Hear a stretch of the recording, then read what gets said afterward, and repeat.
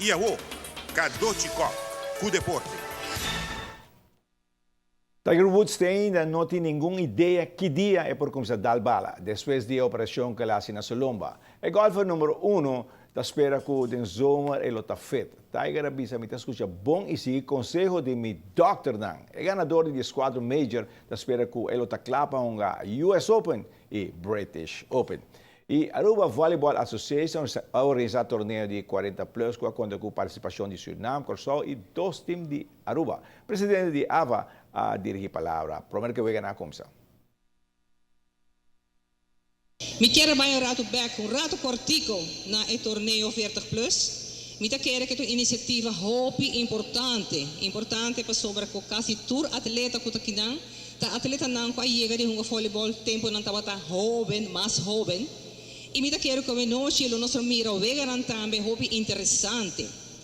Tá importante para nós realizar os meses que tá bom para seguir com a iniciativa aqui.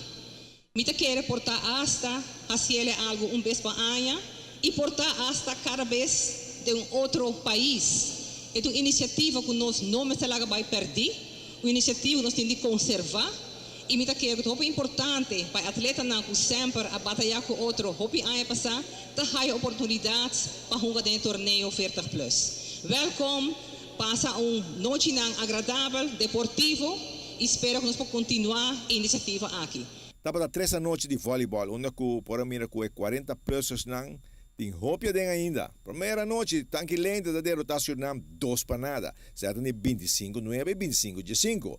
All Stars de Corsota dal a Tom Blaze 2 para nada, certo de 25-3 e 25-9. De 2 dias, All Stars de Corsota logra outra vitória, derrotando tanque lenta 2 para nada, certo de 25-22 e 25-20. Mientras que a Tom Blades da gana Suriname 2 para nada, certo de 25-4 e 25-9. O último juego a Tom Blades da Dal Tanquilander 2 para nada, certo de 25-18 e 26-24. E All Stars de Corsota gana de 3 juegos, derrotando Suriname 2 para 1, certo de 25-9. 21-25 e 15-11. Assim, a Corsota vira ganador do torneio 40 plus. A Tom Blaze de Aruba, da queda na de 2 lugar.